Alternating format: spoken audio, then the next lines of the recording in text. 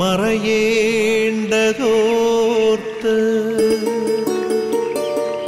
ചന്ദ്രനക്ഷത്രാദികൾ വിതുമ്പുമ്പോൾ മാറ്റമില്ലാതെങ്ങും വിരാജിക്കും ദൈവമേ, അങ്ങയെ വാഴ്ത്തുന്നു ഞങ്ങൾ. ഉദിച്ചെങ്ങും പ്രഭതൂകും പാരിലെ സൂര്യരശ്മിയേക്കാൾ പ്രശോഭിച്ചെന്നും പ്രസാദമേകുന്ന ദൈവമേ, അങ്ങേ മഹിമാവെത്ര മനോജ്ഞം. പ്രിയ സഹോദരീ സഹോദരന്മാരെ, ഏവരെയും ഈ പ്രഭാത വിരുന്നിലേക്ക് സ്വാഗതം ചെയ്യുന്നു. നല്ലവനായ കർത്താവ് നമ്മളെ ഏവരെയും അനുഗ്രഹിക്കട്ടെ. അവിടുത്തെ സ്നേഹം കൊണ്ട് നമ്മളെ നിറയ്ക്കട്ടെ. പ്രത്യേകമായിട്ടും നമുക്ക് ഈ ദിവസം ഈശോയുടെ സ്നേഹത്തിൻ്റെ തണലിൽ ജീവിക്കുവാനായിട്ട് ഉള്ള എല്ലാ കൃപകളും അനുഗ്രഹങ്ങളും പരിശുദ്ധ അമ്മ വാങ്ങിത്തരട്ടെ. അമ്മയുടെ മാധ്യസ്ഥം പ്രാർത്ഥിച്ച് നമുക്ക് തുടങ്ങാം. നന്മ നിറഞ്ഞ മറിയമേ സ്വസ്തി, കർത്താവ് അങ്ങയുടെ സ്ത്രീകൾ അനുഗ്രഹിക്കപ്പെട്ടവളാകുന്നു. അങ്ങയുടെ ദുരിതത്തിൻ ഫലമായി ഈശോ അനുഗ്രഹിക്കപ്പെട്ടവനാകുന്നു. പരിശുദ്ധ മറിയമേ തമ്പുരാൻ്റെ അമ്മേ, പാപികളായ ഞങ്ങൾക്ക് വേണ്ടി എപ്പോഴും മരണസമയത്തും തമ്പുരാനോട് അപേക്ഷിച്ചുള്ളമേ. ആമേൻ. പ്രിയ സഹോദരി സഹോദരന്മാരെ, എല്ലാ മക്കളെയും ഓർത്ത് നമുക്കിന്ന് പ്രാർത്ഥിക്കാം. കുടുംബത്തിലെ എല്ലാ മക്കളെയും, സ്നേഹക്കുറവ് അനുഭവിക്കുന്ന ഒത്തിരിയധികം മക്കൾ നമുക്ക് ചുറ്റുമൊക്കെ ഉണ്ട്. സ്നേഹം ലഭിക്കാതെ പോയ മക്കളൊക്കെ ഉണ്ട്. എല്ലാവരെയും, നമ്മളെല്ലാവരും ഒരർത്ഥത്തിൽ അല്ലെങ്കിൽ മറ്റൊരർത്ഥത്തിൽ മക്കളാണ്. എല്ലാ മക്കളെയും നമുക്കിന്ന് നിയോഗമായിട്ട് സമർപ്പിക്കാം. എല്ലാവർക്കും ഈശോയുടെ സ്നേഹത്തിൻ്റെ പൂർണ്ണത മനസ്സിലാക്കിക്കൊണ്ട് തികവിൻ്റെ ജീവിതം നയിക്കാനുള്ള കൃപയ്ക്ക് വേണ്ടി സമർപ്പിച്ച് അവരെ ഓരോരുത്തരെയും സമർപ്പിച്ച് പ്രാർത്ഥിച്ചുകൊണ്ട് നമുക്ക് ആരംഭിക്കാം. പരിമളത്തിനുറവയാം നറുസൗരഭ്യമാകട്ടെ ഞങ്ങളുമീ മണ്ണിൽ.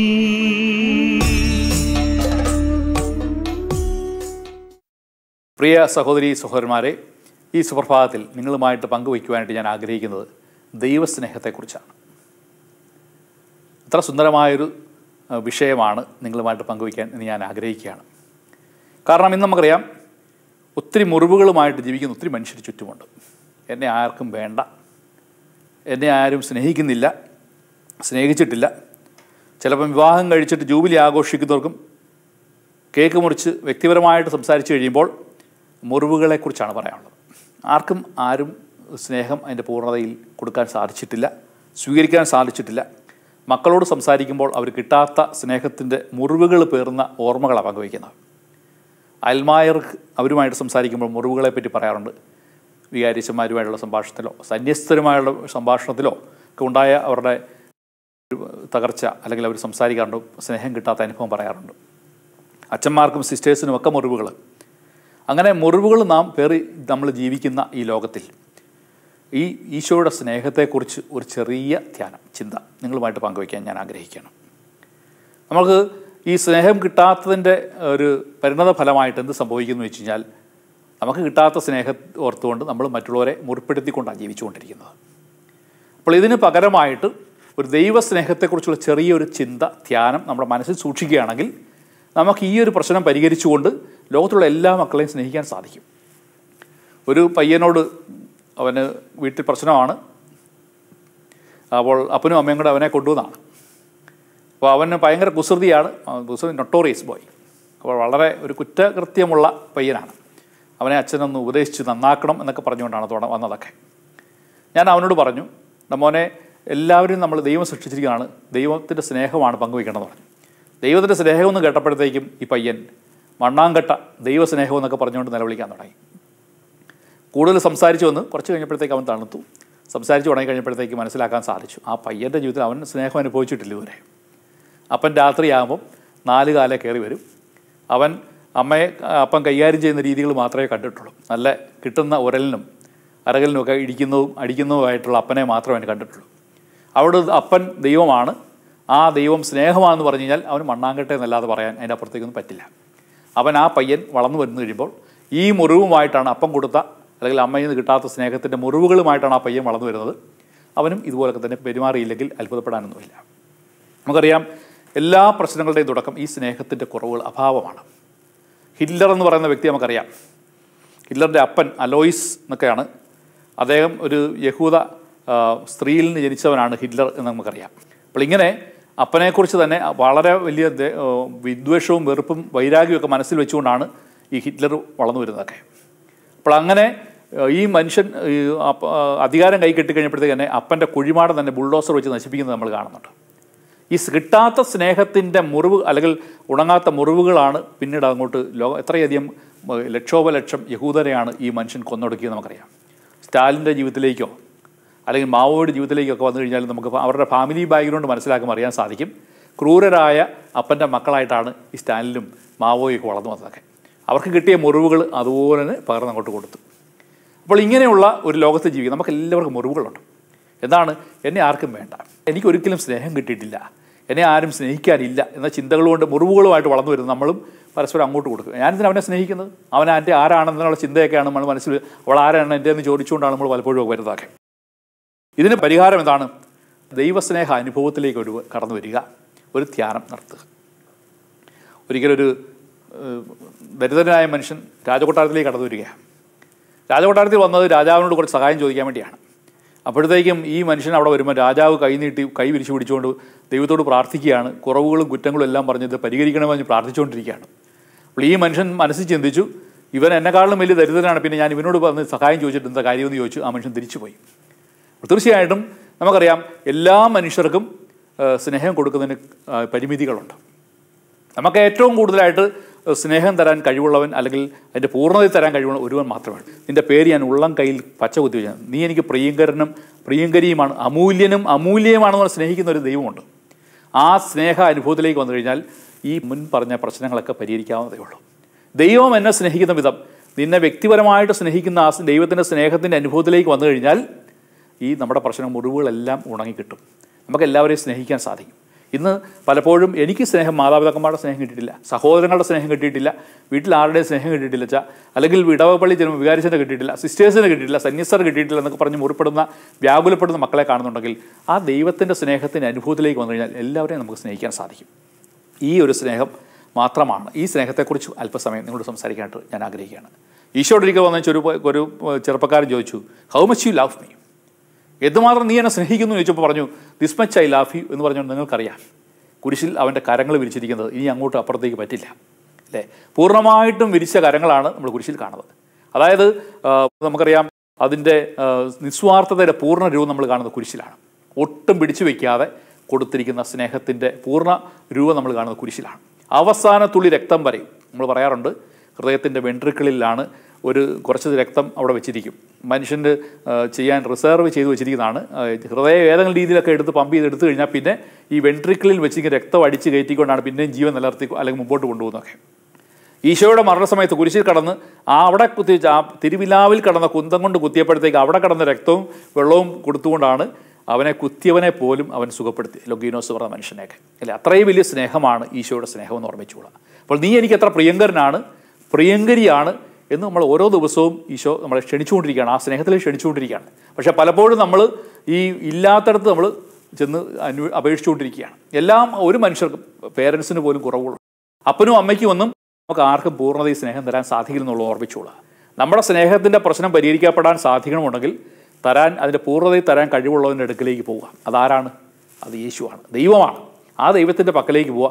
ആ ദൈവസ്നേഹ അനുഭവത്തിൻ്റെ ധ്യാനത്തിലേക്ക് വന്നു കഴിഞ്ഞാൽ നമുക്ക് ലോകം മുഴുവനുള്ള എല്ലാ മനുഷ്യരെയും സ്നേഹിക്കാനും, എല്ലാവരും ലോകമേ തറവാട്, അസിസി പുണ്യവാളിന് എല്ലാം തറവാടാണ്. കാറ്ററാക്ട് രോഗം പിടിച്ചു കഴിഞ്ഞപ്പോഴത്തേക്ക് തീ കൊണ്ട് കുത്തിയാണ് കണ്ണിലെ തിമിരം മാറ്റാൻ ഡോക്ടർമാർ ചോദിച്ചത്. അപ്പോൾ സോദര തീ എന്നൊക്കെ വിളിച്ചുകൊണ്ടാണ് അസിസി പുണ്യവാളൻ പ്രാർത്ഥിക്കുക. എല്ലാം നമുക്ക് ഉപദ്രവകാരികളാണ് നമ്മൾ ചിന്തിക്കുന്ന പോലും വിശുദ്ധാത്മാവായ ഫ്രാൻസിസിന് സഹോദരനോ സഹോദരിയൊക്കെയാണ്, സൂര്യകീർത്തനം എല്ലാം. അപ്പോൾ ആ ദൈവസ്നേഹ അനുഭവത്തിലേക്ക് വന്നതിൻ്റെ അടയാളമാണ് ഫ്രാൻസിസിൻ്റെ ജീവിതത്തിൽ കാണുന്നത്. ഈശോയുടെ സ്നേഹത്തിൻ്റെ 1-2 കാര്യങ്ങൾ മാത്രം നിങ്ങളോട് സംസാരിച്ചിട്ട് നിർത്താൻ ഞാൻ ആഗ്രഹിക്കുകയാണ്. ഈശോയുടെ സ്നേഹത്തിൻ്റെ പ്രത്യേകത എന്ന് പറഞ്ഞാൽ യോഹന്നാൻ്റെ സുവിശേഷം 10-ാമത്തെ അധ്യായം 3-ാമത്തെ വാക്യത്തിൽ നമ്മൾ കാണുന്നുണ്ട്. Jesus calls the sheep by name. അവൻ പേര് ചൊല്ലി വിളിക്കുകയാണ്. വെറുതെ ഒരു കുറച്ച് പേരെ ആട്ടുംകൂട്ടത്തെ അല്ലെങ്കിൽ താറാങ്കൂട്ടങ്ങളെ അടിച്ചുകൊണ്ട് പോകുന്നതല്ല, നിന്നെ വ്യക്തിപരമായിട്ട് സ്നേഹിക്കുന്ന സ്നേഹമാണ് ഈശോയുടെ സ്നേഹം, അല്ലേ? നീ എനിക്ക് പ്രിയങ്കരനാണ്, പ്രിയങ്കരിയാണ്. ഈ സ്നേഹത്തിൻ്റെ അനുഭവം നമുക്കുണ്ടെങ്കിൽ നമുക്ക് പിന്നീട് എന്തിനാണ് പോകുന്നത്? നമ്മൾ പിച്ച തിണ്ടാനായിട്ട് അവിടെ ആ രാജകൊട്ടാരത്തിൽ ചെന്നപ്പോഴത്തേക്ക് അവൻ പിച്ചക്കാരനാണെന്നാണ് വന്ന മനുഷ്യൻ പറഞ്ഞത്, രാജാവ് പോലും. എൻ്റെ അപ്പനും അമ്മയ്ക്കും ഒന്നും അതിൻ്റെ പൂർണ്ണത തരാൻ സാധിക്കുന്നവൻ ക്രിസ്തു മാത്രമാണ്. അവൻ എങ്ങനെയാണ് എന്നെ സ്നേഹിക്കുന്നത്? എന്നെ വ്യക്തിപരമായിട്ട് സ്നേഹിക്കുകയാണ്. ആ വ്യക്തിപരമായ സ്നേഹം നമ്മൾ അറിഞ്ഞു കഴിഞ്ഞാൽ പിന്നെ ലോകത്തിലെ ഒരു കാര്യങ്ങളുടെയും പിന്നാലെ നമ്മൾ ഓടേണ്ട ആവശ്യമില്ല. നമുക്കറിയാം, ലാസറിനെ അവൻ പേര് ചൊല്ലി വിളിച്ചുകൊണ്ടാണ്, ലാസറെ നീ പുറത്തേക്ക് വരിക എന്ന് പറഞ്ഞുകൊണ്ട്, മരിച്ചവനെ പുറത്തേക്ക് വരിക എന്നുള്ളതല്ല, ലാസറെ നീ പുറത്തേക്ക് വരിക എന്ന് പറഞ്ഞുകൊണ്ടാണ് ഈശോ ലാസറിനെ വിളിക്കുന്നത്. മറിയത്തെ ഉത്ഥാനത്തിന് ശേഷം ഈശോ കല്ലറയിൽ നിന്ന് പുറത്തു വന്നപ്പോഴത്തേക്കും മറിയം ഈശോയെ കണ്ടുകൊണ്ടൊരു രംഗമുണ്ട്. മറിയം എന്ന് വിളിച്ചുകൊണ്ടാണ് ഈശോ അവളെ അഭിസംബോധന ചെയ്തതൊക്കെ. പത്രോസിനെയും പൗലോസിനെയും ഒക്കെ പേര് ചൊല്ലിയിട്ടാണ്. പത്രോസിന് നമുക്കറിയാം, ശമയോൻ എന്നുള്ള പേര് മാറ്റി കർത്താവ് ഞാങ്ങണ പോലെ ആടിയ വ്യക്തിത്വമാണ്, അല്ലേ? അപ്പോൾ ആ പേര് പോലും മാറ്റിയിട്ട് പത്രോസ്, പാറ, ഉറപ്പുള്ളവനാക്കി പത്രോസിനെ മാറ്റുകയാണ്. പൗലോസിനെ പോലും നമുക്കറിയാം, ശാവൂൽ എന്നുള്ള പേര് അവന് ഉണ്ടായിരുന്നു, ആ പേര് മാറ്റിപ്പോലും അവന് പൗലോസ് എന്ന പേര് കൊടുത്തുകൊണ്ട് അവനെ വീണ്ടും സ്നേഹിക്കുന്ന ഈശോയെ കാണുകയാണ്. പണ്ട് ഒരു കണക്കെടുപ്പിന് വേണ്ടി ഒരു സർവേ ഓഫീസർ വീട്ടിൽ ചെല്ലുകയാണ്, സ്റ്റാറ്റിസ്റ്റിക്സ് ഒക്കെ എടുക്കാൻ വേണ്ടി. ഈ വീട്ടിൽ എത്ര മക്കളുണ്ടെന്ന് ചോദിച്ചപ്പോഴത്തേക്ക് അമ്മച്ചി പറഞ്ഞു, ഇവിടെ ജോർജ്, സ്കറിയ, തോമസ് എന്നൊക്കെയുള്ള പേര്, എല്ലാ മക്കളുടെയും പേര് പറഞ്ഞു തുടങ്ങി. അപ്പോൾ ഈ കണക്കെടുപ്പിന് വന്ന സാറ് പറഞ്ഞു, അമ്മച്ചിയുടെ മക്കളുടെ പേര് പഠിക്കാൻ വേണ്ടിയല്ല ഞാൻ വന്നത്, എത്ര എണ്ണം ഇവിടെ ഉണ്ടെന്നാണ് ചോദിക്കാൻ വേണ്ടിയാണ് വന്നതെന്ന് പറഞ്ഞു. അപ്പോൾ ഈ അമ്മച്ചി പറഞ്ഞൊരു കാര്യമുണ്ട്, ഇവിടെ ഞാൻ മക്കൾക്ക് കൊടുത്തിരിക്കുന്ന എണ്ണമല്ല, എൻ്റെ മക്കൾക്ക് കൊടുത്തിയ പേരുകളാണ് അങ്ങോട്ട് പറഞ്ഞിരിക്കുന്നത് പറഞ്ഞു. ദൈവം തമ്പുരാൻ്റെ മുമ്പിൽ ഇതുപോലെ തന്നെയാണ്. നമ്മളിങ്ങനെ ഒരു തുർബ പോലെ, താറാങ്കൂട്ടം പോലെ കുറച്ച് എണ്ണമല്ല, ഞാൻ എന്നെ വ്യക്തിപരമായുള്ള സ്നേഹിക്കുന്ന സ്നേഹമാണ്. നിൻ്റെ പേര് ചൊല്ലി മറിയം, മേരി, അല്ലെങ്കിൽ യോഹന്നാൻ, തങ്കച്ചൻ എന്നൊക്കെ പറഞ്ഞ് പേര് ചൊല്ലി നിന്നെ സ്നേഹിക്കുന്ന സ്നേഹമാണ്. പക്ഷേ ഈ സ്നേഹാനുഭവം നമുക്ക് ബോധ്യപ്പെടുന്നില്ല. ഈശോ എന്നെ സ്നേഹിക്കുന്നുണ്ടോ എന്നുള്ള ബോധ്യമില്ലാത്തതുകൊണ്ടാണ് നമ്മളിങ്ങനെ മുറിവുകളുള്ള വ്യക്തികളായിട്ട് ഇങ്ങനെ നടന്നുകൊണ്ടിരിക്കുകയാണ്. അപ്പൻ എന്നെ സ്നേഹിച്ചില്ല, അമ്മയെ സ്നേഹിച്ചില്ല. എനിക്കറിയാം, അപ്പൻ്റെയും അമ്മയുടെ മരണത്തിന് ശേഷം പോലും ആണ്ട് അല്ലെങ്കിൽ 7-നും 40-നും ഒക്കെ കുർബാനയ്ക്ക് പോലും പള്ളിയിൽ വരാത്ത മക്കളുണ്ട്. കാരണം എന്താണ്? അപ്പൻ ജീവിച്ച കാലം സ്നേഹിച്ചില്ല, അല്ലെങ്കിൽ അമ്മ സ്നേഹിച്ചിട്ടില്ല, ആ മകന് കുറച്ച് കൂടുതൽ സ്നേഹം കൊടുത്തു, അല്ലെങ്കിൽ ഈ മകൾക്ക് കുറച്ച് കൂടുതൽ സ്നേഹം കൊടുത്തു എന്ന് പറഞ്ഞുകൊണ്ട് വൈരാഗ്യത്തോടുകൂടി, വിദ്വേഷത്തോടുകൂടി ആ ഓർമ്മതനത്തിൽ പോലും പള്ളി വരാത്ത മക്കളെ എനിക്കറിയാം. അപ്പോൾ ഇവിടെ നമ്മൾ തർമ്മക്കാരൻ്റെ മുമ്പിൽ കൈയിട്ടിരിക്കും. എന്തിനാണ് തർമ്മക്കാരൻ്റെ മുമ്പിൽ കൈയിട്ടത്? രാജാവിൻ്റെ മുമ്പിൽ രാജാവ് ഇവിടെ നിൽക്കുക. ദൈവം സ്നേഹമായിട്ട്, ദൈവം രാജാവ്, ആ രാജാവ് ആയ ദൈവം സ്നേഹമായിട്ട് നിൽക്കുമ്പോൾ എന്തിനാണ് ഈ തർമ്മക്കാരൻ്റെ മുമ്പിൽ കൈനീട്ടുന്നതൊക്കെ? അപ്പനും അമ്മയ്ക്കും ഒക്കെ കുറവുകളൊന്നും ഓർമ്മിച്ചുകൊള്ളുക. അപ്പോൾ ഈ കിട്ടാത്ത സ്നേഹത്തിൻ്റെ പേരിൽ നമ്മൾ ജീവിതകാലം മുഴുവൻ ഇങ്ങനെ ഹൃദയം കൊട്ടി അടച്ചുകൊണ്ട് ആർക്കും കൊടുക്കാതെ ജീവിക്കരുത്. ക്രൈസ്തവ ധർമ്മം എന്ന് പറഞ്ഞാൽ എന്നെ സ്നേഹിക്കുന്ന ദൈവത്തിൻ്റെ സ്നേഹം സ്വീകരിച്ചുകൊണ്ട്, ആവോളം സ്വീകരിച്ചുകൊണ്ട്, അനുഭവിച്ചുകൊണ്ട് ആ സ്നേഹവുമായിട്ട് ലോകത്തിലേക്ക് ഇറങ്ങുന്നതാണ്. ഇവിടെയാണ് പലപ്പോഴും നമ്മൾ പരാജയപ്പെട്ടു പോകുന്നതൊക്കെ. ഫിലിപ്പിയരുടെ പുസ്തകം 4-ാമത്തെ അധ്യായം 3-ാമത്തെ വാക്യത്തിൽ ഇങ്ങനെ പറയുന്നു, അവരുടെ നാമം ജീവൻ്റെ പുസ്തകത്തിൽ എഴുതി വെച്ചിട്ടുണ്ട്. നമ്മളെ വെറുതെ അങ്ങ് സ്നേഹിച്ച കടന്നു പോലെ ദൈവം ആ നമ്മൾ ചെയ്ത പ്രവർത്തികൾ, സൽപ്രവർത്തികൾക്കൊക്കെ ഇവരുടെ നാമം അവൻ്റെ ജീവൻ്റെ പുസ്തകത്തിൽ അങ്ങ് എഴുതി വെച്ചിട്ടുണ്ട്. തങ്ക ലിപികളിൽ എഴുതി വെച്ചിട്ടെന്ന് പറഞ്ഞല്ല. അപ്പോൾ ദൈവം നമ്മളെ സ്നേഹിക്കുന്ന രീതി ഏതാ? തങ്ക ലിപികളിൽ ജീവൻ്റെ നാമം, അല്ലെങ്കിൽ ജീവൻ്റെ പുസ്തകത്തിൽ നമ്മുടെ നാമം എഴുതിക്കൊണ്ടാണ്. റെവലേഷൻ, വെളിപാടിൻ്റെ പുസ്തകം 3-ാമത്തെ അധ്യായം 5-ാമത്തെ വാക്യത്തിൽ ഇങ്ങനൊരു വാക്യമുണ്ട്, നിങ്ങൾ പിന്നീട് വായിക്കുക. വിജയം വരിക്കുന്നവനെ വെള്ള വസ്ത്രം ധരിപ്പിക്കും, ജീവൻ്റെ പുസ്തകത്തിൽ നിന്നും ഞാൻ അവൻ്റെ നാമം മായ്ക്കില്ല. ദൈവം പറഞ്ഞ വാക്ക, കർത്താവ് വിശ്വസ്തനാണ്, ഓർമ്മിച്ചുകൊള്ളുക. ആ ദൈവം പറഞ്ഞിരിക്കുകയാണ്, നിൻ്റെ നാമം ഞാൻ ഒരിക്കലും മായ്ക്കില്ല. അത്രയധികം സ്നേഹത്തോടെയാണ് ജീവൻ്റെ പുസ്തകത്തിൽ എൻ്റെ നാമം ദൈവം കുറിച്ച് വെച്ചിരിക്കുന്നതൊക്കെ. അപ്പോൾ ഈ ഒരു ചിന്ത നമ്മുടെ മനസ്സിൽ സൂക്ഷിച്ചു കഴിഞ്ഞാൽ പിന്നെ നമുക്ക് എന്തിനാണ് വേറെ എന്ത് സ്നേഹം നമുക്ക് ആവശ്യമുള്ളത്? ദൈവത്തിൻ്റെ സ്നേഹത്തിൻ്റെ കുറവല്ല, ഒരിക്കലും നമുക്ക് അനുഭവം ഇല്ലാത്തത് കൊണ്ടാണ് കുറവുള്ള വ്യക്തികളായിട്ട് നമ്മൾ മുമ്പോട്ട് പോകുന്നത്. നമ്മൾ പലപ്പോഴും കേഴുകയാണ്, മറ്റുള്ളവരുടെ മുമ്പിൽ തരാൻ കഴിവില്ലാത്തവരുടെ മുമ്പിൽ പോയി കേഴുകയാണ്. പണ്ടൊരു ചെറുപ്പക്കാരൻ കടൽ തീരത്ത് നടക്കുകയാണ്. അവൻ്റെ ജീവിതത്തിൻ്റെ വലിയ സന്തോഷത്തിൻ്റെ ദിവസങ്ങളിൽ കൂടെയൊക്കെ അവൻ്റെ വിവാഹം വന്നു, കുഞ്ഞുങ്ങളുണ്ടായി. ആ സമയത്തൊക്കെ അവന് സ്വപ്നം കാണുകയാണ് അവനെ ദൈവം തോളിൽ വെച്ചുകൊണ്ട് നടക്കുക എന്നൊക്കെ. കുറച്ച് കഴിഞ്ഞപ്പോഴത്തേക്ക് അവന് ഭയങ്കര വിഷമമായി. അപ്പോഴത്തേക്ക് അവൻ കണ്ട സന്തോഷത്തിൻ്റെ സുദിനങ്ങളിൽ ദൈവം അവനെ തോളിൽ കയറ്റിക്കൊണ്ട് നടക്കുന്നു, അവൻ്റെ കൂടെ നടക്കുന്നു. 4 കാൽപാദങ്ങൾ കടൽ തീരത്ത് കാണുന്നുണ്ട്. അവൻ്റെ വിഷമത്തിൻ്റെ ദിവസങ്ങൾ അവൻ 2 പാദങ്ങളെ കാണുന്നുള്ളൂ. അതായത് അവൻ ഒറ്റയ്ക്ക് നടക്കുന്ന ചിന്ത അവൻ്റെ മനസ്സിൽ സൂക്ഷിച്ചിരിക്കുന്നത്. അവന് ദൈവത്തോട് കുറച്ച് കഴിഞ്ഞപ്പോഴത്തേക്കും സ്വപ്നത്തിലാണ് അവൻ കയർത്തി ചോദിക്കുകയാണ്, എൻ്റെ സന്തോഷത്തിൻ്റെ സുദിനത്തിൽ നീ എൻ്റെ കൂടെ, എൻ്റെ തോളെ കൈയിട്ടുകൊണ്ട് എൻ്റെ കൂടെ നടക്കാനുണ്ടായിരുന്നു, എൻ്റെ ദുഃഖത്തിൻ്റെ ദിവസങ്ങളിൽ, എൻ്റെ വേദനയുടെ നിമിഷങ്ങളിൽ നീ എവിടെ പോയി ഒളിച്ചിരിക്കുകയായിരുന്നു ചോദിച്ചു. ദൈവം അവന് കൊടുത്ത മറുപടി രസമാണ്, നമ്മൾ ചിന്തിക്കേണ്ടതാണ്. മോനെ, നിൻ്റെ വേദനയുടെ നിമിഷങ്ങളിൽ നീ ഒറ്റയ്ക്കായിരുന്നു നീ തോന്നിച്ചപ്പോഴൊക്കെ നീ എൻ്റെ തോളിലായിരുന്നു പറഞ്ഞത്. കാരണം അതുകൊണ്ടാണ് നീ 2 കാൽപാദങ്ങൾ മാത്രമേ ഉള്ളൂ വേദനയുടെ ദിവസങ്ങളിൽ കണ്ടിട്ടുള്ളൂ.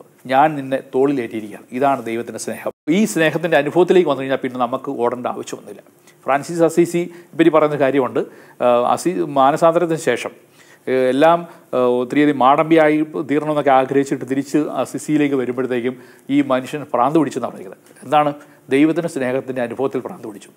ലവ് ഈസ് നോട്ട് ലവ്ഡ്, സ്നേഹം സ്നേഹിക്കപ്പെടുന്നില്ലെന്ന് പറഞ്ഞുകൊണ്ട് അസീസിലെ തെരുവിൽ കൂടെ ഓടി നടന്ന മനുഷ്യനെ പറ്റി, അസീസ് പുണ്യാളെ പറ്റി പറയുന്നുണ്ട്. അപ്പോൾ ആ സ്നേഹത്തിൻ്റെ അനുഭവം കിട്ടിക്കഴിഞ്ഞപ്പോഴത്തേക്കും പീറ്റർതോൻ പറഞ്ഞു, നീ ഉടുത്തിരിക്കുന്ന ഉടുതുണി കൂടെ എൻ്റെ ആടാന്ന് പറഞ്ഞപ്പോഴത്തേക്കും അത് ഊരി കൊടുത്തിട്ടും ഇനി എനിക്ക് സ്വർഗസ്ഥനായ പിതാവേ എന്ന് പറഞ്ഞുകൊണ്ട് ആ സ്നേഹത്തെ പിതാവിനെ വരിക്കുന്ന ഫ്രാൻസിസ് അസീസിയെ കാണുകയാണ്. അപ്പോൾ ഈ സ്നേഹം അഗസ്തീനോസ് പുണ്യാളൻ പറഞ്ഞിട്ടുണ്ട്, ഓ ദൈവമേ, നീ എന്നെ നിനക്കായിട്ട് സൃഷ്ടിച്ചിരിക്കുന്നു, നിന്നിൽ വിലയം പ്രാപിക്കുന്നവരെ എൻ്റെ മനസ്സ് അസ്വസ്ഥമായിരിക്കുന്നു. ഈ സ്നേഹാനുഭവം കിട്ടിയ വ്യക്തികൾ ഭാഗ്യവാന്മാരാണ്.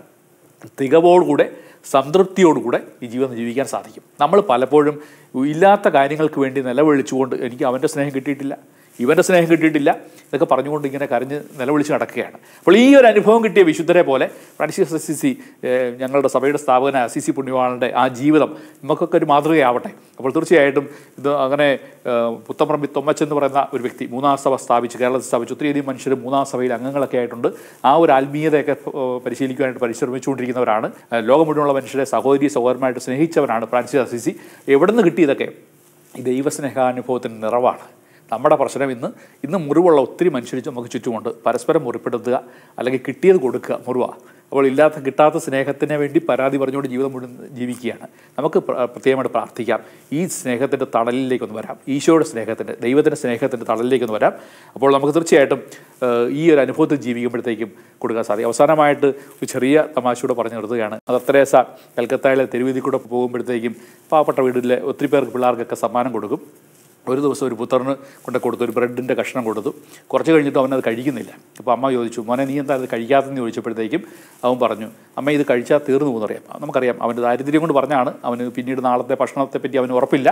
അപ്പോൾ അവൻ പറഞ്ഞു, ഇത് കഴിച്ചാൽ തീർന്നു പോകുമെന്ന് പറഞ്ഞു. ഞാൻ പറഞ്ഞു എത്രയേ ഉള്ളൂ, നമുക്കൊക്കെ ഉള്ള പേടി ഇതാണ്, നമ്മുടെ സ്നേഹം കൊടുത്താൽ തീർന്നു പോകും എന്നുള്ള പേടിയാണ്. അപ്പോൾ എന്തുകൊണ്ടാണ് തീർന്നു പോകുന്ന പേടിയുള്ളത്? നമുക്ക് മനുഷ്യരിൽ നിന്ന് കിട്ടിയതേ ഉള്ളൂ, വായ്പയായിട്ട് കിട്ടിയതേ ഉള്ളൂ. പ്രാർത്ഥിക്കുക, ആളെന്ന് കുലുക്കി നിറച്ചു തരാൻ കഴിവുള്ളവൻ അവിടെയുണ്ട്, ദൈവമാണ്. ആ ദൈവത്തിൻ്റെ പക്കൽ പ്രാർത്ഥിക്കുക, കഴിവുള്ളവനോട് പ്രാർത്ഥിക്കുക, ദൈവം നമുക്ക് ആ സ്നേഹം സമ്മാനമായിട്ട് തരട്ടെ. ആ സ്നേഹാനുഭവത്തിൽ ജീവിക്കാൻ നമുക്കൊരു സാധിക്കട്ടെ. നമ്മുടെ അപ്പനോടും അമ്മയോടും സഹോദരങ്ങളോടും കിട്ടാത്ത സ്നേഹത്തെപ്പറ്റി പരിതപിച്ചുകൊണ്ടോ അല്ലെങ്കിൽ മറുതലിച്ചുകൊണ്ടോ വിദ്വേഷ വെറുപ്പ് വെച്ചുകൊണ്ടോ ജീവിതം വെറുതെ വ്യയം ചെയ്യാതെ നമുക്ക് ഈ ദൈവത്തിൻ്റെ സ്നേഹത്തിൻ്റെ അനുഭവം മനസ്സിലാക്കിക്കൊണ്ട് സന്തോഷമായിട്ടും സംതൃപ്തമായിട്ടും അർത്ഥവത്തായിട്ടും ഈ ജീവിതം ജീവിക്കാനുള്ള കൃപ ഈശോ നമുക്ക് നൽകട്ടെ. ഈ ചെറിയ ചിന്ത നിങ്ങളുടെ മനസ്സിൽ സൂക്ഷിച്ചുകൊണ്ട് ഇന്നത്തെ ദിവസം നമുക്ക് ജീവിക്കാം. ഈശോ നമ്മളെവരെയും അനുഗ്രഹിക്കട്ടെ. അല്പസമയം നമുക്ക് കണ്ണുകൾ അടച്ചുകൊണ്ട് ദൈവസന്നിധിയിലായിരിക്കാം. ആബാ പിതാവേ, സ്നേഹാഗ്നിയാൽ ജ്വലിക്കട്ടെ മക്കളാ ഞങ്ങളെല്ലാം.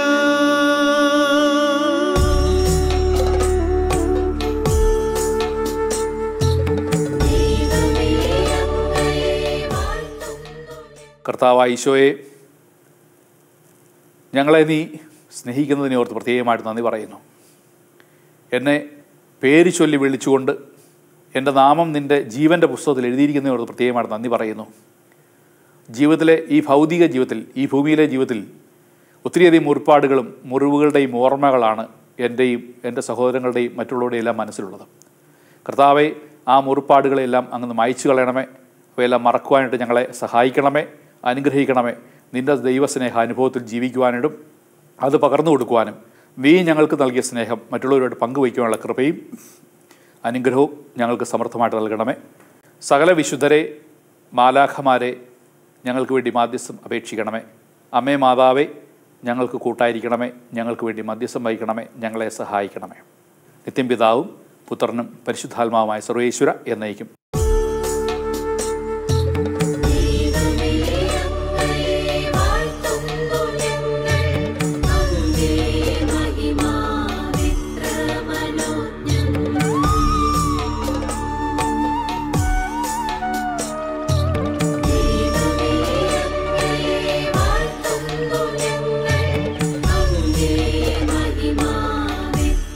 Mano